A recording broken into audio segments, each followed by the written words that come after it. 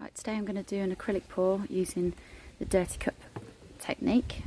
So I've got a cup, two for mixing. I'm just going to use 3 colours. So I'm going to paint the canvas in black first, prime it with this gesso primer, black, and then I'm going to use ready mixed Montmartre pouring acrylic paint, which is lamp black. Then I'm going to take a normal 2 neons, a purple, neon purple and a neon green. I'm just going to add Floetrol to both of these and drop in a couple of drops of silicone oil. So I'm just going to prime the canvas first. Okay, now that I've primed that, I'm going to show you how I mix my acrylics. So just a normal plastic cup. I'm gonna probably fill it no more than this. I won't need very much paint. I always tend to mix too much paint, but we'll see. Right, I've got some of this, which is like Floetrol, which will help the paint move on the canvas. I'm going to do 1 part paint to 2 parts Floetrol, thereabouts. It's only a rough estimation. I just sort of eyeball it really. Okay. These paints I picked up from Amazon. Someone's commissioned me to do a neon pour, so I thought I would practice first on this, see how it turns out, because I've not used neons before. So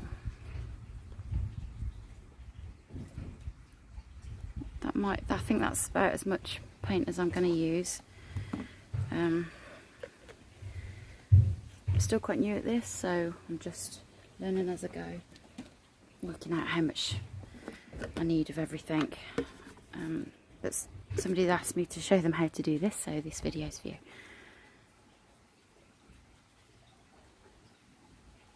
Okay, so it can get a little bit congealed at times. I've seen some artists put a strainer on the top of the cup before they pour the Floetrol in, and that just gets rid of any of the blobs. So I don't need loads and loads of paint, but I want it to be a nice vibrant colour as well, so, and also want it to flow nicely. So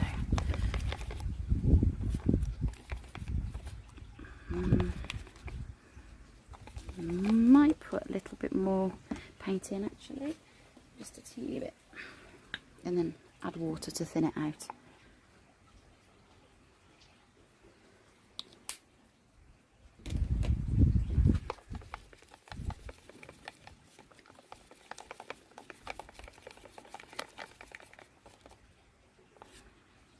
Just going to add a tiny bit of water to that so that it flows a bit easier.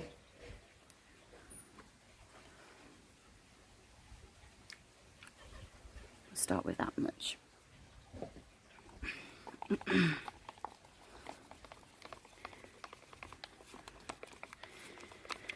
can use smaller cups. I'd probably advise smaller cups if you're using a smaller amount of paint, but I'm never usually that well prepared.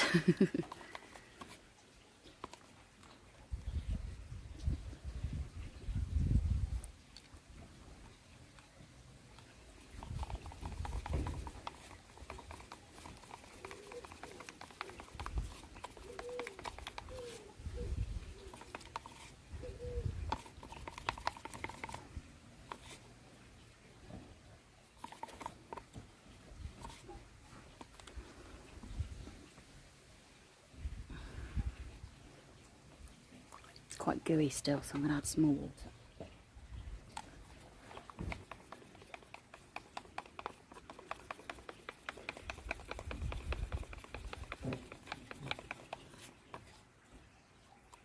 That's better. See how it runs now off the stick. That's what you want. You want it to flow. So because I've mixed loads of bubbles in, I'm just going to let it sit for a minute, and then I'm going to mix up the purple and come back to you. That's done now. So got my paints mixed up, 1 part paint, 2 parts Floetrol, a couple of drops of water, and I'm going to add some silicone into the paints. You don't have to, but I like to because I like to get the cell development. So I'm going to pop literally a drop in each one.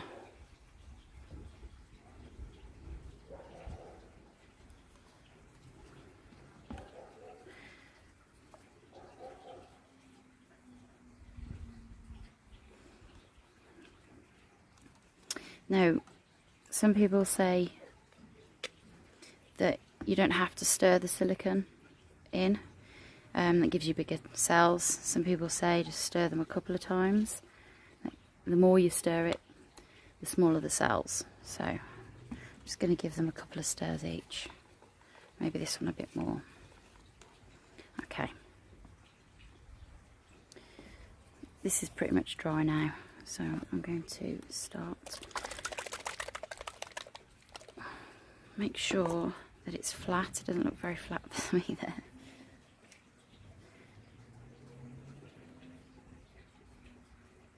Okay, it's close enough. Right.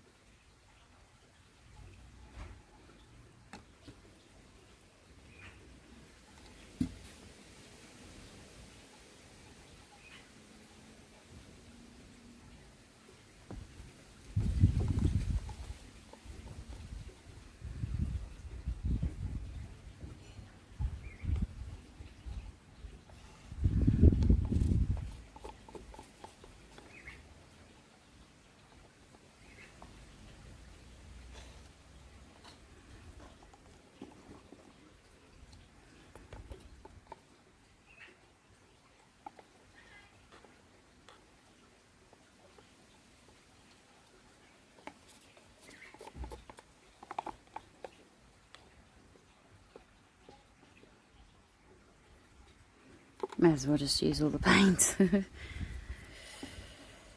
No harm. Teeny bit of black in it. Okay. Gonna. Where's Bluebell?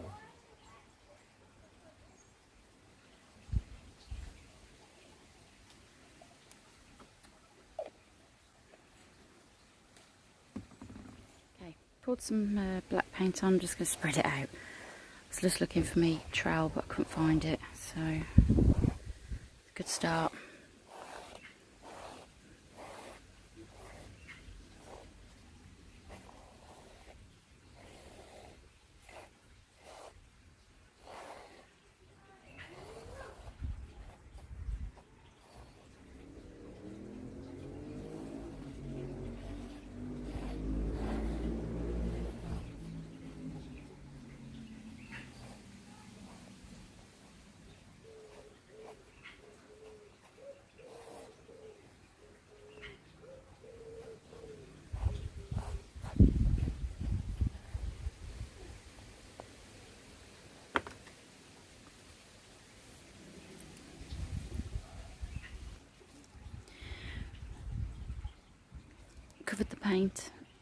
Covered the canvas with paint. Got my paints ready, and I'm literally just going to tip the cup over quickly, nice and quickly, and let the rest just watch it develop.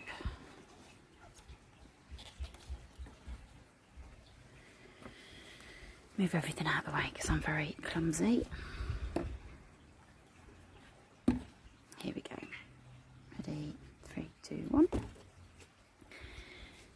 leave it to sit for a few seconds so that the paint can drip from the sides of the cup before you lift it. Just give it a chance to settle.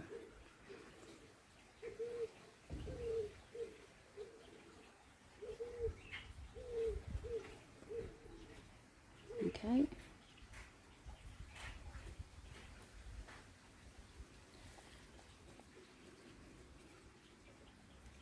Wow.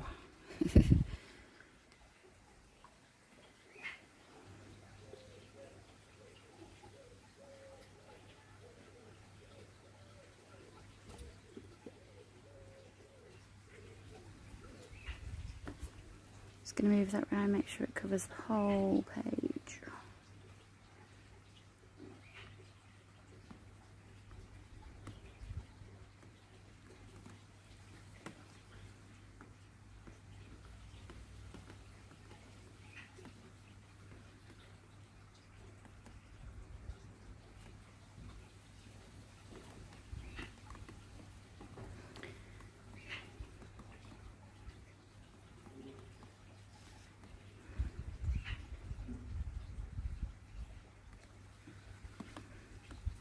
Try and let it go over the edges as well, so that you get a nice finished art piece. Any bits that don't get covered, just pick up the paint like this and just tap them on the edges like this.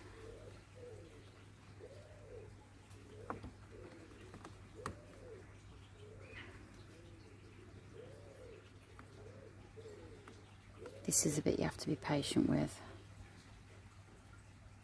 and think about where the colours are going as well.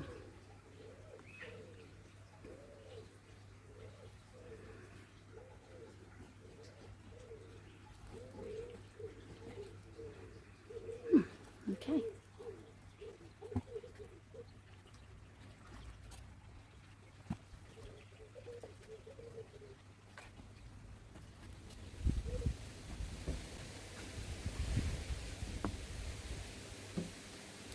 Okay, so there's a few air bubbles. I'm just going to use a heat gun just to pop them. You can use one of those Cook's blow torches, which I don't have yet, but just to get the air bubbles out, make sure you get a nice, even coverage, nice flat coverage, and also helps with cell development. So let's see if this works.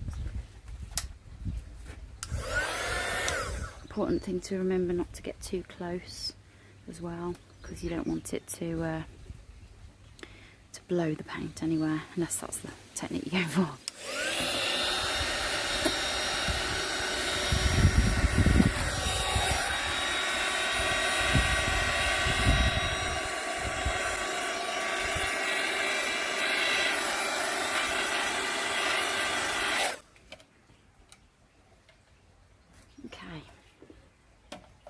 All the silicons come to the top now, hence all these cell developments. I'm going to put a little bit more green here, just to break that black up a little bit, see if that helps. You can always mess around with it afterwards, don't be frightened to experiment.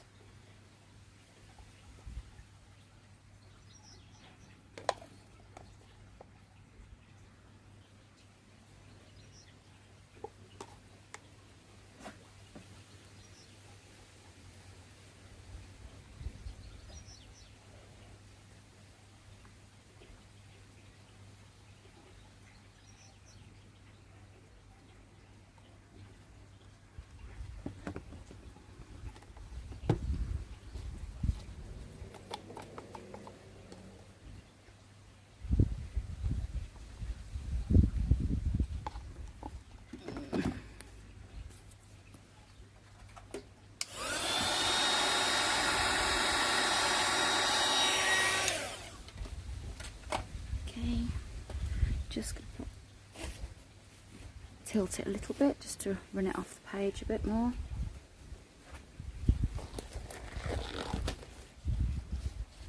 You can probably see the cells developing before your eyes. Cool. Okay.